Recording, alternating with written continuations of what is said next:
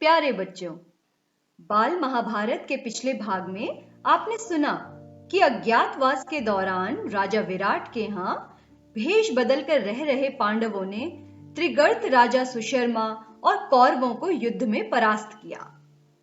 उसके पश्चात राजा विराट को यह भ्रम हुआ कि उनके बेटे उत्तर ने कौरवों को युद्ध में हराया है, और आज के अंक में हम यह सुनेंगे कि किस प्रकार उनका यह भ्रम टूटता है।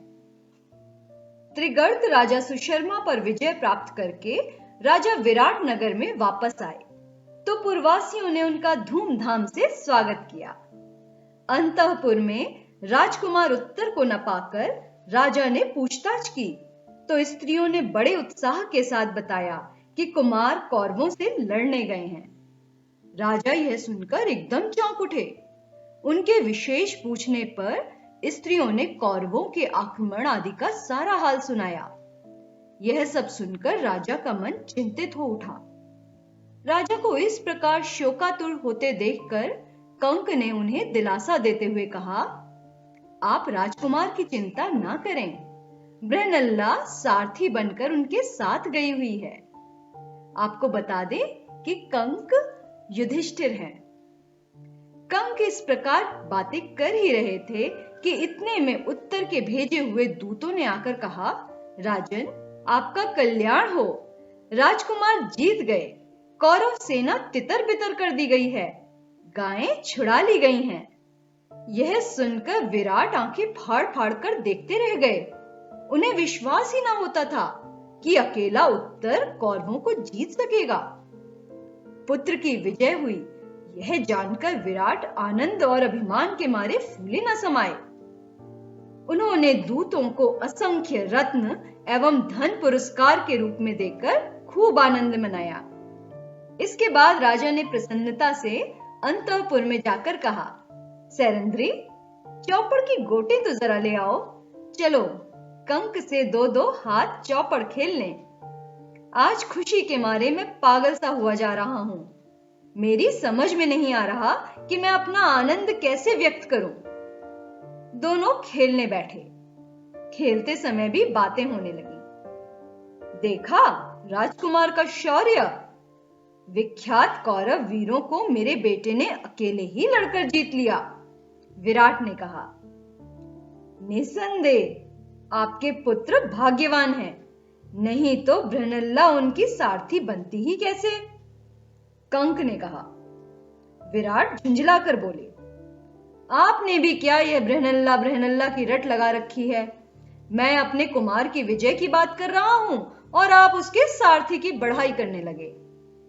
युधिष्ठिर ने अब बृहन्नला का नाम लेकर जैसे ही कुछ कहना चाहा, राजा से न रहा गया। अपने हाथ का पासा युधिष्ठिर के मुंह पर दे मारा। पासे की मार से युधिष्ठिर के मुख पर चोट लग गई और खून बहने लगा। इतने में द्वारपाल ने आकर खबर दी कि राजकुमार उत्तर बृहन्नला के साथ द्वार पर खड़े हैं, राजा से भेंट करना चाहते हैं। सुनते ही विराट जल्दी से उठ खड़े होकर बोले, आने दो, आने दो। कंक ने इशारे से द्वारपाल को कहा कि सिर्फ राजकुमार को लाओ, बृहन्नला को नहीं। युधिष्ठिर को भय था कि कहीं राजा के हाथों उनको जो चोट लगी है उसे देखकर अर्जुन गुस्से में कोई गड़बड़ी न कर दे। यही सोच उन्होंने द्वारपाल को ऐसा आदेश दिया। राजकुमार उत्तर ने प्रवेश करके पहले अपने पिता को नमस्कार किया और फिर वह कंक को प्रणाम करना ही चाहता था कि उनके मुख से खून बहता देखकर चकित रह गया। उसे अर्जुन से मालूम हो चुका था कि कंक तो असल में युधिष्ठिर ही हैं। उसने पूछा, पिताजी, इनको किसने यह पीड़ा पहुंचाई है?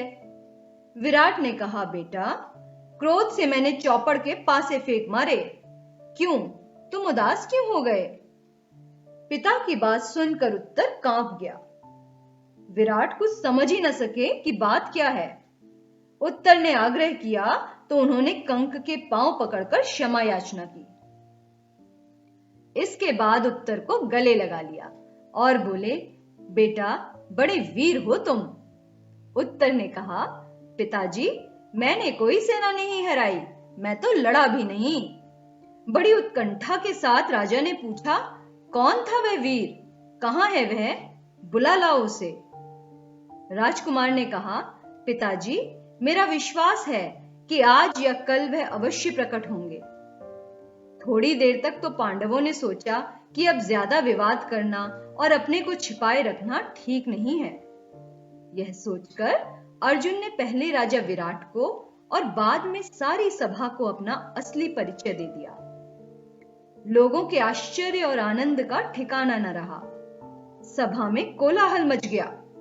राजा विराट का हृदय कृतज्ञता, आनंद और आश्चर्य से तरंगित हो उठा।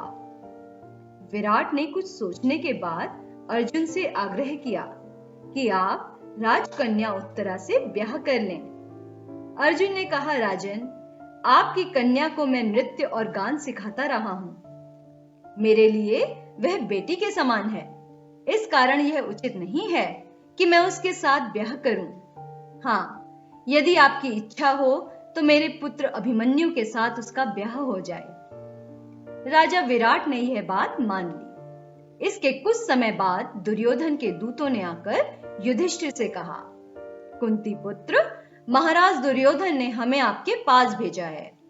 उनका कहना है कि उतावली के कारण प्रतिज्ञा पूरी होने से पहले अर्जुन पहचाने गए हैं।